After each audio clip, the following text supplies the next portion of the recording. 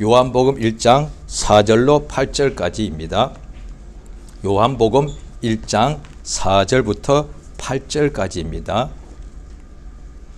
다 같이 합독하십니다. 요한복음 1장 4절부터 8절까지를 합독하시겠습니다. 시작. 그 안에 생명이 있었으니 이 생명은 사람들의 빛이라. 빛이 어둠에 비치되 어둠에 깨닫지 못하더라. 하나님께로서 보내심을 받은 사람이 났으니 이름은 요한이라. 저가 증거하러 왔으니 그 빛에 대하여 증거하고 모든 사람으로 자기를 인하여 믿게 하려 함이라. 그는 이 빛이 아니요 이 빛에 대하여 증거하러 온 자라. 아멘. 하나님은 살아계십니다. 그 하나님은 영원부터 영원까지 살아계십니다. 자존자의 스스로 살아계신 분이시죠. 우리는 영원 전부터 있지 아니하였고 우리는 어느 순간부터 존재하였으므로 우리는 신이 아니고 피조된 자들입니다. 우리는 영원 전부터 있었다면 우리가 신이 맞는데 영원 전부터 있지 않았고 우리는 우리 자신이 언제부터 존재했는지, 특히 우리 지금의 한국 사람들은 자기가 이 땅에 언제 태어났는지 연, 월, 일, 자, 심지어 시까지 알고 있습니다. 몇 년도, 몇 월, 며칠, 몇 시에 태어난 것도 알고 있습니다. 그러니까 우리의 시작이 언제인 줄 알기 때문에 우리는 영원 전부터 있지 않았습니다. 우리는 신이 아닙니다. 그 다음에 우리가 신이라면 영원 전부터 스스로 살아있어야 되는데 우리는 언제 몇 년도에 태어났기 때문에 우리가 이 태어난 것은 이 육체가 태어난 것이 분명하고 또 지금까지 우리가 살고 있지요. 그래서 육체의 목숨, 지금 모든 사람들이 말하는 생명이죠. 생명이 있는 것은, 이 목숨 있는 것은 확실한데 이 목숨 또한 우리가 세상에서 우리 부모님이나 이런 분을 볼 때에 우리가 항상 어떤 사람이 세상을 떠나게 되면 우리가 특히 가족들에게는 가서 우리가 거기에 과거에 본 비석 같은 데 보면은 태어난 연도 날짜, 세상을 떠난 연도 날짜가 다 기록되어 있습니다. 그러니까 영원 전부터 살아있지도 않은 인간이지만 그런데 그 어느 순간부터 태어나서 살고 있더란 거예요.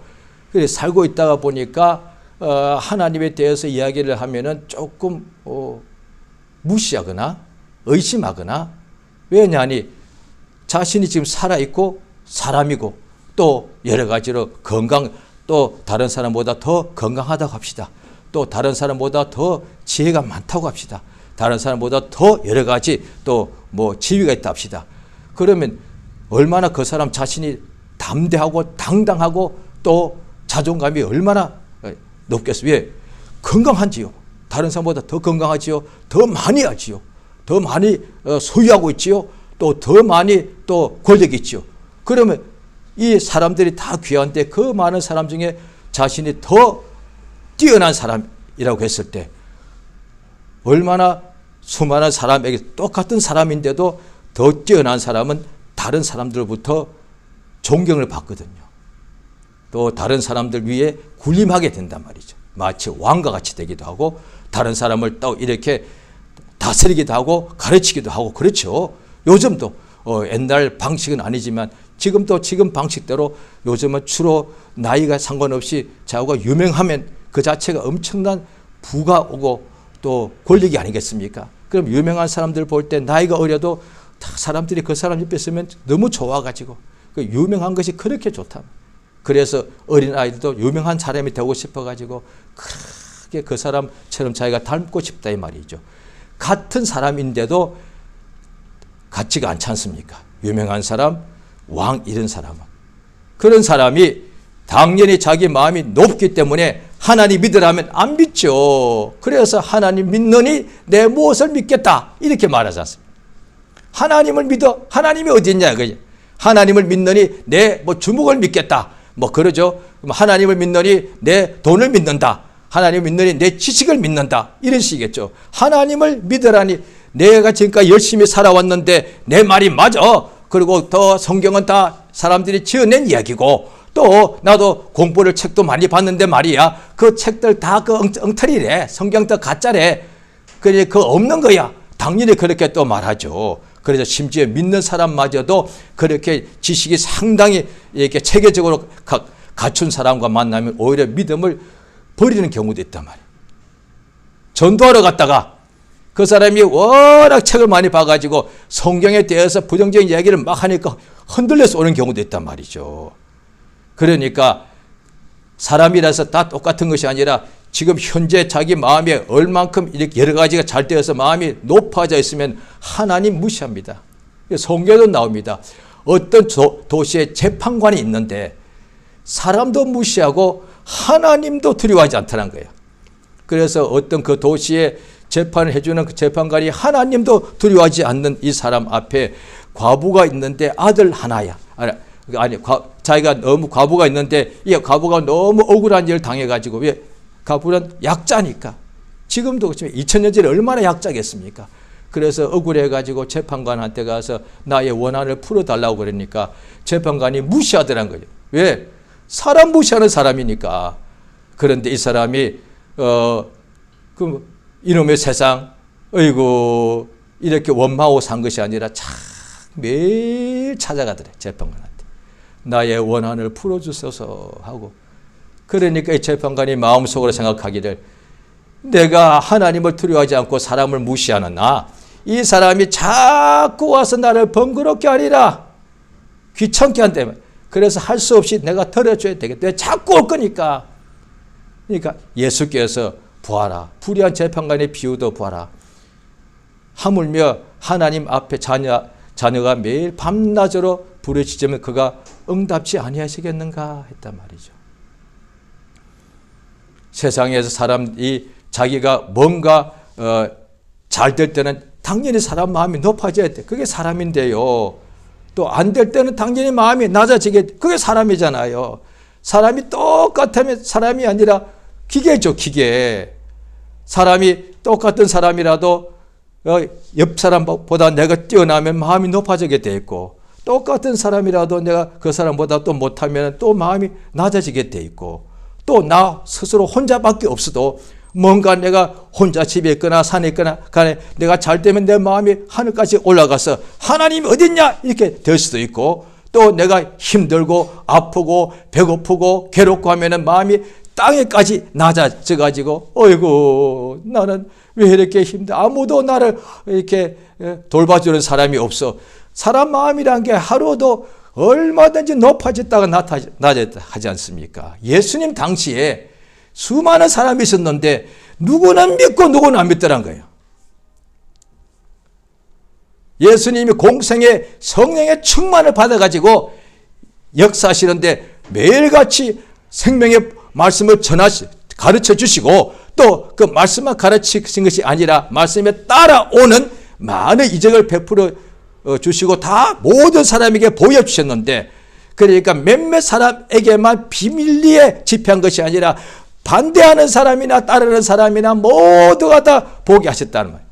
그런데도 그걸 3년 반 동안에 거의 매일같이 말씀을 듣고 역사를 보았는데도 믿는 사람이 있고 안 믿는 사람이 있더란 거예요. 사람입니다. 다 사람에게 역사하셨습니다. 그 복음을 듣고 믿는 사람이 있고 안 믿는 사람이 있고, 또 어떤 사람은 안 믿다가 믿는 사람이 있고, 또 지금 어떤 사람은 믿다가 또 안 믿는 사람이 있더란 거예요. 그러면 사람의 또 외모는 얼굴이 있고 눈 2개, 코 하나, 귀 2개, 입 하나 있지만은 다 사람이 다르다는 거예요. 마음이 다르다는 거예요. 그래서 예수께서 사람이 복이 있다 하지 않았습니다. 심령이 가난한 사람이 복이 있다 하신 거예요. 창세기 1장에는 제6일째 하나님께서 사람을 남자와 여자로 지으시고는 복을 주셔서 생육하고 번성하고 그 다음에 땅에 충만하고 그 다음에 세상을 땅을 다스려 하셨거든요. 그런데 그건 구약 성경에 맨 먼저 창세기 1장에 나오죠. 그런데 신약 성경에는 제일 먼저 있기로는 마태복음 있지 않습니까? 마태복음 예수님이 맨 먼저 복음을 전하시면서 심령에 가난한 자가 복이 있다 그런 거예요. 창세기 1장에는 사람에게는 다 복을 주셨다. 남자가 여자가 다 복을 주신 것이고, 예수님이 공생애 동안에 예수 그리스도의 복음, 하나님 나라의 복음, 천국 복음을 전하실 때는 뭐라고 하셨는가? 첫 번째가 심령이 가난한 사람이 복이 있다. 우리 성경 한번 찾아보시겠습니다. 자, 보시죠. 마태복음 5장입니다. 마태복음 5장 1절은 제가 읽습니다. 예수께서 무리를 보시고 산에 올라가 앉으시니 제자들이 나온지라. 2절 같이 시작. 입을 열어 가르쳐 가라사대 심령이 가난한 자는 복이 있나니 천국이 저희 것이며. 4절 애통하는 사람은 복이 있나니 저희가 위로를 받을 것이며. 온유한 사람은 복이 있나니 저희가 땅을 기업으로 받을 것이며. 의에 줄이고 목마른 사람은 복이 있나니 저희가 배부를 것이며. 긍휼히 여기는 사람은 복이 있나니 저희가 긍휼히 여김을 받을 것이요. 마음이 청결한 사람은 복이 있나니 저희가 하나님을 볼 것이며. 화평케 하는 사람은 복이 있나니 저희가 하나님의 아들이라 이끌음을 받을 것이라. 예. 의를 위하여 핍박을 받는 사람은 복이 있나니 천국이 저희 것이며. 예. 다 예수님께서 남자 여자 구분 안 했죠. 노인 젊은이 구분 안 했습니다. 세상은 지금도 항상 어쩔 수 없습니다. 육체는 외모를 보기 때문에 남자 여자 구분합니다. 어떻게 들어갈 때 화장실 들어갈 때도 남성용 여성용 그건 필수입니다. 항상 그렇습니다. 어쩔 수 없이.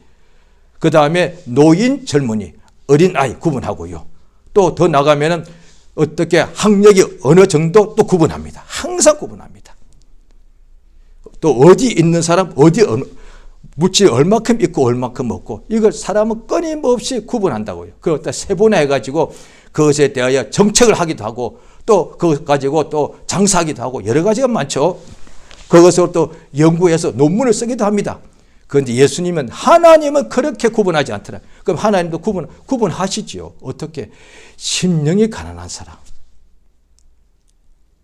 이거는 남녀노소 상관없지 않습니까?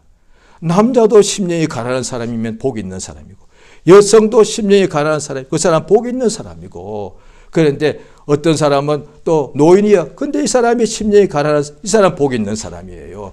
이 사람은 또 굉장히 부자인데 심령이 가난해. 이 사람은 복이 있는 사람이에요. 또 어떤 사람은 가난한데 항상 마음이 막 억울하고 막 이랬거든요. 그런데 가난한데도 저는 어릴 때 굉장히 제가 예수 믿기까지 굉장히 가난했습니다. 믿고 난 후에도 물질적으로는 역시 가난했습니다. 그런데 하나님의 은혜죠.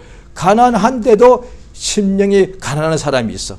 가난한데 심령에서 늘 불평 원망하는 사람이 있고, 그런데 가난한데 심령이 가난한 사람이 있고, 그 사람 복 있는 사람이에요. 또 몸이 아프다 합시다. 몸 아프면 보통 저도 뭐 삶의 지금까지 아픈 적 없었겠습니까? 아프면 뭔가 막 나도 모르게 막 짜증하고 막 입에서 항상 안 좋은 말만 나오잖아요. 그 다음에 남한테는 못하더라도 가까운 식구들한테 막 화를 내. 막 짜증내고 화를 내. 내가 아프니까 나도 모르게 막 입에서 막 그런 말이 안 좋은 말이 나오는 거예요. 그냥 죽고 싶어 이런 말도 나오고, 아이고 힘들어 죽겠는데 왜 내 마음을 몰라줘. 항상 아픈 사람들 입에서는 항상 그렇게 나오는데, 아픈 사람 중에서도 심령이 가난한 사람이 있더라는 거예요. 그 사람이 복이 있다는 거예요. 그래서 지금 지구상에 보면 2000년 동안 예수 그리스도의 복음이 전해졌는데 믿는 사람도 있고 안 믿는 사람도 있더라는 거예요. 그런데 믿는 사람 중에 꼭 외모로 한 모습만, 여자만 믿는 거 아니에요. 남자도 많이 믿고 애만 믿고 노인도 믿더란 거예요. 아픈 사람만 다 믿어 안 아픈 사람도 믿더란 거예요. 예수님 12사도를 부르실 때에 예수님 당시에는 소경도 눈뜨고 이런 병자들이 예수 믿는 사람이 성경에 많이 기록되어 있죠. 그런데 12사도는 아픈 사람이 한 명도 없었다고요. 제가 처음 읽다가 어느 순간에 그게 딱 보기 시작해서 12명은 아픈 사람도 없었고, 세리 마태병원은 죄인들도 별로 없었고, 그런데 어떻게 부모 형제 다 예수를 쫓아갔지? 참 신기하네. 그때 제가 예수 처음 믿고 막 은혜 받을 때예요. 아니 나는 지금 힘들어서 예수 믿고 아프고 병났고 가난하니까 필요해서 예수를 더욱 의지하는데, 12사도 중에 대부분의 사람들은 가난하지도 않았어요. 왜? 어부였으니까. 그 당시 기록을 봐도요, 어부가 제일 가장 낮은 층이 아니거든요. 그냥 중간쯤에 밑이었습니다. 그냥 먹고 살 수 있었단 말이죠. 그런데 그렇게 굶주리지도 않았고, 그 다음에 젊은 또 남자들이네. 보통은 교회 지금도 여자가 아마 숫자가 더 많을 거예요. 그 다음에 남자들이 한창 건강할 때인데 예수를 믿어요. 지금도 잘 안 믿거든요. 남자들도 뭔가 막 안 되고 막 꺾이고 이럴 때 예수 앞에 엎드리지. 보통 마음의 자존심이 굉장히 세기 때문에 예수 믿으라면 내 주먹을 믿지. 이런 사람이 굉장히 많거든요. 그런데 예수님 12 제자들이 한창 때인데 다 가정이 있고 다 배도 있고 다 생업도 있고 건강해. 그런데 예수님이 따라오라니까 부모도 배도 버리고 그날로 따라가더라는 거예요. 이게 어떻게 가능하냐 이거죠. 죽을 병에서 나았다면 또 모를까. 외모로 보면은 신기하거든요. 그런데 말씀을 보면은 이들이 심령이 가난한 사람들이었구나. 그러면 그 당시에 바리새파 사람들 예수 역사를 맨날 봤는데 왜 끝까지 안 믿고 예수를 어떻게 죽일까 하고 결국 죽이자 했던 사람들 왜 그랬을까? 심령이 가난하지 않았겠죠. 의에 줄이고 목마르지 않았겠죠. 마음이 청결하지 않았겠죠. 그러니까 성경 말씀에 우리가 자꾸 우리 사람의 판단력으로 보면은 뭐 때문에 안 믿는 것이고 이것 때문에 믿는 것이다. 우리는 보통 그렇게 또 볼 수밖에 없습니다. 사람이 그렇게. 그런데 그건 아니고 성경에 나와 있다. 하나님께서 하신 말씀이 맞단 말이죠. 환경 때문에 잘 믿고 환경 때문에 안 믿는 게 아니던 거예요. 이 사람들이 예수의 복음을 안 믿는 이유 중에 하나가 자기 어떤 생각이 자기 자존심이 세서 그런 거 아니겠습니까? 자기가 마음이 높아져 있는 거죠. 왜? 심령이 가난하지 않고 심령이 막 그냥 자기가 부유한 자죠. 그런데 그 인생이 언제 하나님을 더욱더 의지하게 되는 일이 있느냐? 결국은 살다 보면 다 이 건강한 목숨, 건강에 지금 내가 유명합니다. 내가 돈도 많습니다. 내가 지금 권력도 있습니다. 내가 지식도 굉장합니다. 그런데 하나님 없어! 이럴 수 있단 말이죠. 그게 사람이니까. 하나님 안 보이니까. 그들이 말하면서 이렇게 말합니다. 당신 하나님 봤어? 다 거의 다 이렇게 물어봅니다. 하나님 봤냐고? 아닌데요? 그거 없잖아. 주로 이렇게 막 따지고 이거 막 싸움하지 않습니까? 그런데 그런 사람도 예수 믿는 경우가 굉장히 많아서 주변 사람들이 아니 어떻게 저 사람이 예수를 믿어? 이런다는 거예요. 언제 믿느냐? 다는 아닙니다만은 자, 그 건강하고 영생할 것 같은 인생이 100년을 못 살고 다 인생이 끝이 나더라는 거예요. 사람이 살아있는 사람이 인간에게 가장 큰 문제는 뭘까요? 문제가 너무 많죠. 그런데 살아있는 사람에게 가장 큰 문제, 살아있는 사람이 가장 두려워하는 거, 가난, 병 다 두렵죠. 그런데 가장 큰 거요, 죽음이죠. 사람 죽음 다. 그런데 죽음은 피할 수가 없어. 죽고 싶은 사람 솔직히 몇이나 있을까요? 스스로 극단 선택하는 사람도 살려고 하다가 안 되니까 그런 거 아니겠습니까?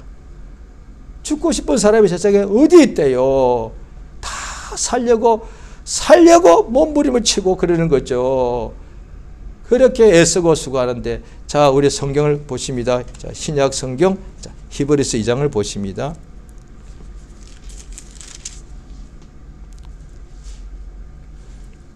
(2장 14절입니다) 히브리서 2장 14절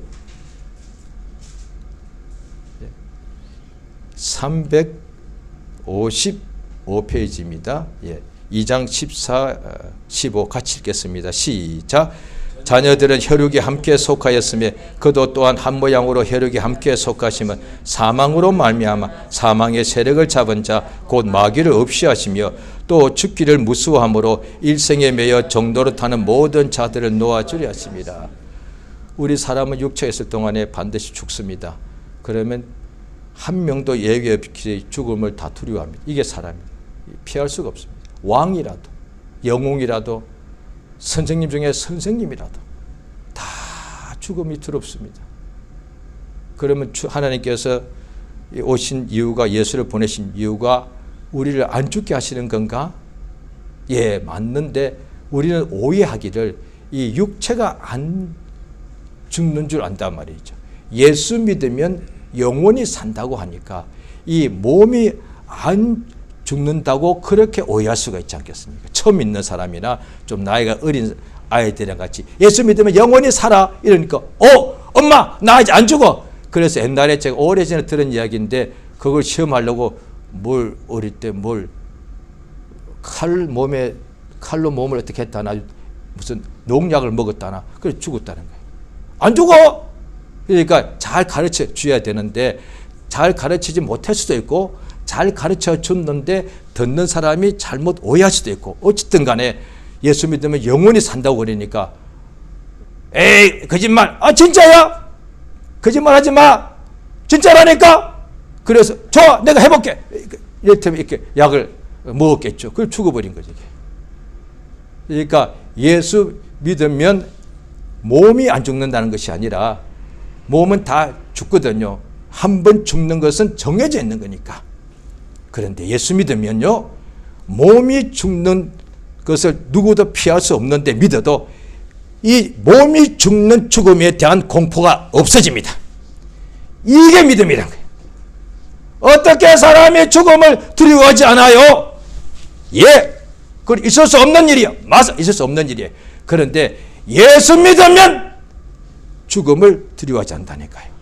그래서 평범하다 못해 부족한 사람도 예수 믿고 성령 충만하게 되니까 생명의 복음을 전하다가 어떤 날에 잡혀가지고 순교를 당할 때도 하나님께 영광을 돌리게 되더란 거예요. 사람이 제일 두려워하는 것이 죽음입니다. 그런데 지금 살아있지 않습니까? 영원 전에는 없었지만은 언젠가부터 태어나 살아 있습니다. 그런데 내가 땅에서 이 세상에 비록 아울 골짜기라 그러고 힘들지만 그래도 세상에서 좀 더 오래 살고 싶지 않습니까? 세상 떠나고 싶은 사람은 많지 않을 것 같아요. 다 세상에서 조금 더 오래 건강하게 잘 살고 싶죠. 왜? 세상이 비록 아울 골짜기지만 그거 내가 볼 때 살만한 곳 많으니까. 그런데 이 죽음이 오게 되면 지금 우리 자신이 목숨이 살아있지 않습니까? 그런데 결국 어떻게 갑자기 수명을 다 하지 못하고 자연사 나이 먹어서 요즘 80, 90 다 사시죠. 그때 자연사는 그것도 죽음이고 또 아니면 어떤 사고 등등으로 병 등으로 죽으면 결국 이 목숨이 영원할 것 같은데도 어느 하루아침에 이게 끝나더란 거예요. 따라서 인간에게 목숨을 우리가 지금 생명이라고 말합니다. 성경에 말하는 생명 말고 우리가 보통 사람들이 하는 얘기예요. 인간의 생명보다 더 강한 것이 죽음입니다. 인간의 육체의 목숨, 생명은 죽음을 못 이기고 죽음이 생명을 이깁니다. 죽음이 제일 강자입니다. 지구상에서. 그래서 조금 전에 읽었던 히브리서 2장 14절에 사망의 말미암아 사망의 세력을 잡은 자 곧 마귀를 없이 하시며, 지구상에서는 육체가 살아있는 사람에게는 그 육체의 목숨, 생명보다 더 강한 것이 죽음입니다.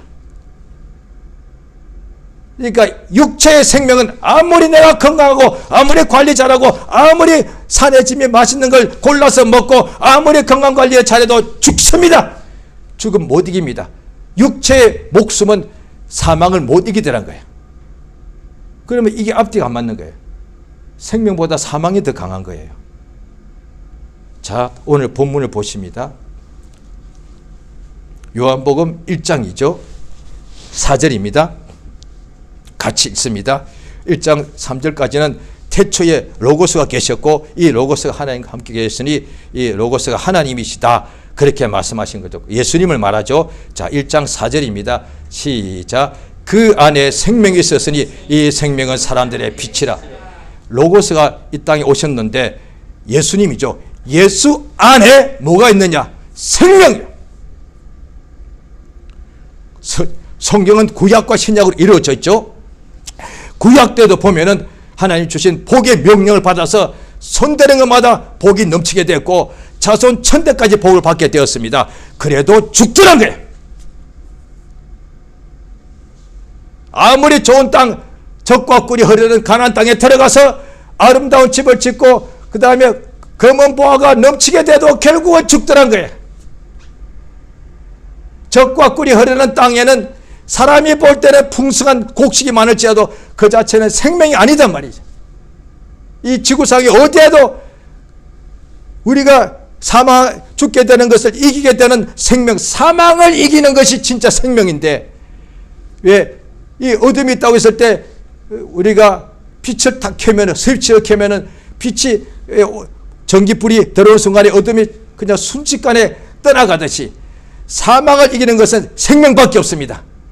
그런데 육체가 살아있다 보니까 내가 하나님 필요 없다 그러는데, 그 육체가 언젠가는 다 목숨이 끝이 날 때 그렇게 두렵고 그렇게 모든 것이 끝이 나더라는 거예요. 그런데 이 세상에는 없는 것이 생명인데, 이 세상에도 성공도 있고 기쁨도 있고 행복도 있고 아름다움도 있고 다 있지 않습니까? 그런데 생명이 없습니다. 그래서 죽는다는 거예요. 예수께서 이 세상에 속한 것이 아니라 하나님에게서 우리에게 오셨는데, 하나님 아버지가 보내셨죠. 예수를 왜 보내셨는가? 예수 안에 당연히 복이 있죠. 그 예수 안에 생명이 있더란 거예요. 예수 안에 생명, 하나님 아들이 생명이 있겠지 뭐. 그런데 나와 무슨 상관이야? 그 생명이 사람들의 빛이란 거예요. 하나님께서 이 세상에 생명의 주 예수를 보내신 것은 우리 사람들에게 생명을 주시기 위해서란 거예요. 생명. 그런데 이 하나님의 생명, 예수 안에 있는 생명은 사람들의 빛인데, 빛이 어두움에 지금 비치고 있는데, 모든 사람에게 하나님께서 다 예수를 다 믿게 하시는 우리 하나님께서 똑같은 이렇게 복을 역사하고 있거든요. 왜냐하니 구약 때는 유대에게만 복의 명령을 받았지만, 이제 예수의 복음은 모든 사람, 유대인이나 이방인이나 전부 다가 옥에 갇힌 사람이나 밖에 있는 옥에 가둔 사람이나 부자나 그 부잣집의 종이나 간에 예수의 복음은 모든 사람에게 주시는 하나님 은혜단 거예요. 그래서 빛이 어둠에 있는 모든 사람에게 다 비치고 있습니다. 그런데 어둠에 있는 사람들이 깨닫지 못하더라고요. 빛은 지금 우리가 이 육체의 빛은 눈에 보이지요. 그런데 사실 소경은 깨닫지 못할 것 같아요. 사람들이 생명의 빛이 비쳤는데도 모르더라고요. 안다면 다 예수 믿겠죠. 그래서 모르니까 하나님께서 6절에 보면 하나님께로서 보내심을 받은 사람이 태어났는데 이름이 요한이라. 침례 요한을 말합니다. 요한복음을 기록한 사도 요한 말고, 그 침례 요한이 하나님 이 땅에 왜 태어나게 하셨는가? 증거하게 했다. 뭘 증거? 빛에 대하여 증거하고, 빛에 대하여 증거하는 목적이 뭐냐? 그의 증거를 듣고서 모든 사람이 자기를 인하여 빛을 믿게 하기 위해서, 그는 이 빛이 아니요 이 빛에 대하여 증거하러 온 사람이다.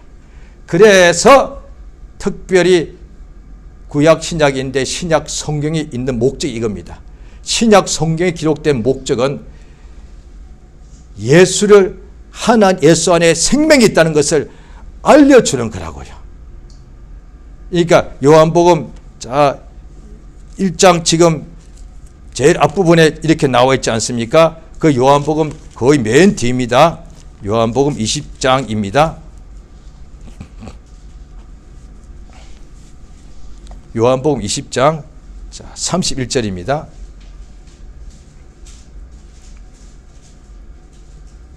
요한복음 20장 31절 같이 읽습니다. 시작. 오직 이것을 기록하면 너희로 예수께서 하나님의 아들 그리스도이심을 믿게 하려 함이요 또 너희를 믿고 그 이름을 힘입어 생명을 얻게 하리라.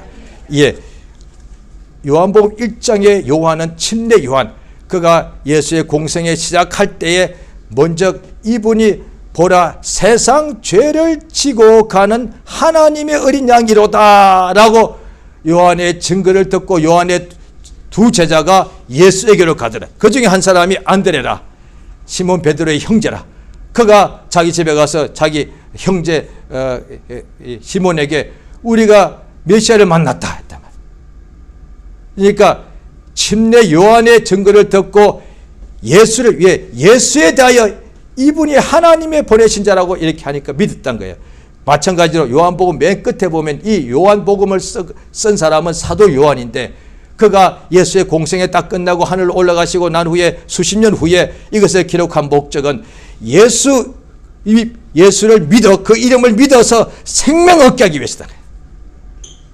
이 세상에 건강을 믿어도 되고 지식도 믿고 부모 믿고 남편 아내 믿고 자기 또 재물도 다 믿을 수 있다니까요. 그런데 그게 영생을 못 준다는 거지.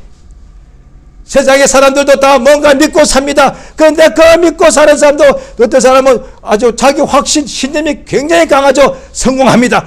엄청난 성공합니다. 그래도 죽습니다.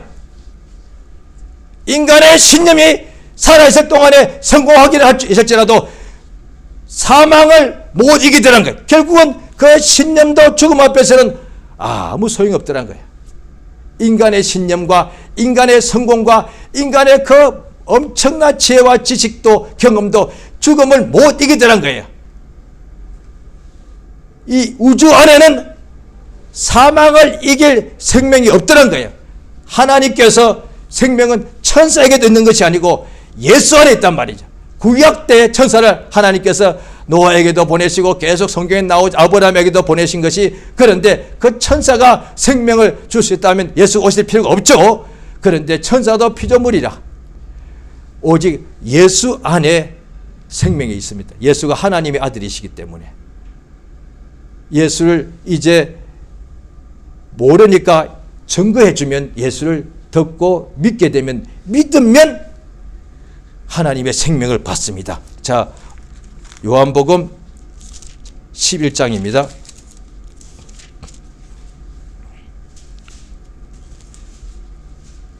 요한복음 11장 25절입니다. 25절부터 27절까지 같이 읽습니다. 요한복음 11장 25절부터 시작. 예수께서 가라사대 나는 부활이요 생명이니 나를 믿는 자는 죽어도 살겠고 무릇 살아서 나를 믿는 자는 영원히 죽지 아니하리라. 이것을 내가 믿느냐? 가로되 주여 그러하외다. 주는 그리스도시요 세상에 오시는 하나님의 아들이신 줄 내가 믿나이다. 예, 예수께서 가라사대 나는 부활이고 생명이다. 생명. 죽었는데도 다시 산단 말이죠. 그게 부활이죠. 그러니까 죽었다는 것은 죽음이 사망이 더 이긴 것이죠. 그런데 그 부활하면은 사망을 깨뜨리고 다시 살아난 것이니까 예수가 부활이라는 것은 사망을 이기시는 분이라. 세상에 역사상 모든 사람이 훌륭한 사람이 그렇게 많아서도 부활할 수는 없단 말이죠. 왜? 사망을 깨뜨리고 부활하는 생명을 가진 사람은 없으니까. 그런데 하나님의 아들 그리스도 예수 그만이 부활입니다.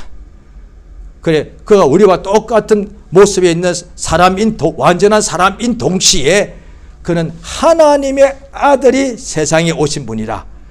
사람은 부활할 수 없지만 하나님의 아들 예수 그리스도가 이 세상에 사람으로 오시니까 십자가에 달려 죽었습니다. 죽었으니까 사람이란 얘기죠. 그런데 다시 살더란 거예요. 하나님이시죠. 그러니까 예수만이 완전한 사람, 하나님이시면서 완전한 사람입니다. 그래서 누구든지 이 부활하신 예수는 생명이니까 누구든지 예수를 믿으면 죽음을 영원히 보지 아니하고 또 죽어도 다시 산다는 거예요. 인생에 가장 우리가 걱정하는 것이 안 될 때는 걱정이 더 이렇게 몸이 많이 아프다거나 이럴 때는 걱정이 더 커지죠. 커지는 중 하나가 이대로 내가 죽을 것 같으니까 너무 두려운 거예요. 어떤 큰 어려운 기업인들에게 부도라든지 등등 자관 어떻게 전쟁이라든지 아니면 엄청난 병이든지 간에 안 죽는다고 생각하면 아마 거의 다가 이겨낼 거예요. 그런데 다 사람들이 지식이 있다 보니까 이 병이 아직 당장에는 죽지도 않는데도 이대로 가면 내가 죽는다고 생각하니까 벌써부터 마음에 그렇게 공포가 그냥 감사하고 믿는 사람도 감사하고 이렇게 이기면 그 병도 능히 이기는데 이미 아직도 그 병으로서 보통 세상에 떠나려면 몇 개월 말 때는 몇 년 더 있어야 되는데 지금부터 마음에 이제 나 죽었구나 라고 공포감에 질린다는 거죠. 그러니까 그날부터 얼굴에 그냥 빛은 싹 사라져버리고 얼굴에 그냥 그늘이 쫙 감사 찬송 없어지고 항상 입에 나도 모르게 항상 한숨이 계속 나오고. 그러니까 죽음에 대한 두려움 때문에 그렇지 않겠습니까? 그런데 예수 믿으면 영원히 죽지 않는다. 예수 안에 있는 그 생명이 죽었던 우리 영혼, 에베소서 2장 1절에 나오죠. 너희의 허물과 죄로 죽었던 너희를 살리셨도다. 그러니까 세상에 있는 많은 사람들이, 저도 옛날에 그 중에 하나였습니다만은 인정 안 하죠. 기독교인들의 그러니까 주장이라고 생각하니까. 그런데 성경에 보니까 믿지 않는 사람들 다 그 영혼이 지금 죽었단 말이죠. 육체는 살아있죠. 건강하죠. 그런데 영혼이 죽어있단 말이죠. 영혼에 생명이 없던 거예요. 지금 육체는 건강하고 막 부자고, 그런데 이 속에 있는 영혼이 속에 죽음이 있단 말이에요. 죽어있단 말이에요. 그러니까 살아서나 죽었단 말이죠. 심지어 믿는 사람 보고도 하나님 말씀이 어떻게 하냐. 일락을 좋아하는 사람은 세상에서 믿는 하면서도 막 세상에 재미난 게 많지 않습니까? 살아서나 죽었다라고 이렇게 하나님께서 말씀하실 정도단 말이에요. 그런데 실제로 죽었다는 지옥 간 뜻은 아니죠. 그처럼 막 사망에 막 이렇게 덮였다는 얘기예요. 그런데 예수 안에 있는 생명이기 때문에 예수 이름을 부르는 사람은, 그러니까 예수를 믿는 사람, 마치 육체의 생명을 위해서는 우리가 밥을 먹듯이 예수 안에 있는 이 생명을 어떻게 우리가 소유하느냐. 예수를 믿으면, 예수 이름을 누구든지 부르면, 누구든지 주의 이름을 부르면 구원을 얻으리라. 예수를 믿고 그 이름을 힘입으면 생명을 얻게 된다는. 그래서 우리가 괴로울 때, 힘들 때 이걸 정확하게 배우고 알지 못할지라도 소경이 예수야 부르면 눈뜨게 되고, 문둥병자가 예수야 부르니까 낫게 되더란 거예요. 오늘 우리가 그때는 이 성경이 신약이 없었으니까 성경을 우리는 다 알고서 이렇게 되는 겁니다 라고 알고 있지만은, 그때 사람들은 그들은 알지 못했죠. 그래도 예수를 믿고 부르면 낫더란 거예요. 문둥병이 다 낫더란 거예요. 오늘 우리 주님이 우리에게 이 요한복음을 통해서 우리로 이미 알고 있는 사람 더 깨닫게 하셔서, 이제 이 세상에 있을 동안에 우리가 지금 살고 있지만 지금 우리 자신에게 가장 큰 문제는 뭐냐니, 이제 믿는 사람들이죠. 믿는 사람의 가장 큰 문제 중 하나가 뭐냐니, 이 세상에 살고, 이 세상은 사망의 음침한 골짜기니까, 또 육체의 욕심이, 육체의 생각은 사망이니까, 따라서 우리 몸 바깥에 여기도 사망의 골짜기고, 내 몸도 육체의 생각 때문에 사망으로 꽉 차 있단 말이에요. 그래서 로마서 8장에 보면 바울이라는 사도가 이 사망의 몸에서 누가 나를 건져낼 것인가.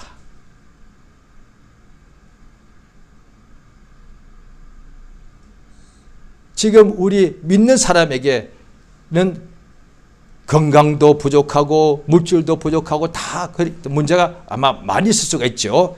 그런데 가장 큰 문제는 지금 우리의 살고 있는 몸 밖의 세상이나 동으로 가도 서로 가도 온 세상에 사망이 있고, 또 어디 가도 내 안에서 이 사망, 내 집 가장 안방에 골방에 혼자서 내가 안전하게 나를 숨은 듯 할지라도 육체 속에 사망이 있더라는 거예요.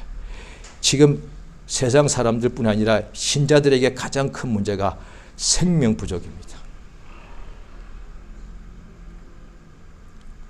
불신자들은 생명이 없는 거고 영원히 죽은 상태니까. 신자들에게 문제는 문제입니다. 문제를 말하죠. 문제가 없으면 문제가 아닌 거니까. 신자들에게 문제가 온다면 딱 줄이고 딱 한 가지만 말을 한다면 가장 근본적인 문제. 생명 빈곤입니다. 저 어릴 때 굉장히 빈곤하고 극빈했습니다. 밥이 없다는 것이고 돈이 없다는 거거든요. 참 힘들죠. 그런데 그게 없으면 사람이 굶어 죽으니까.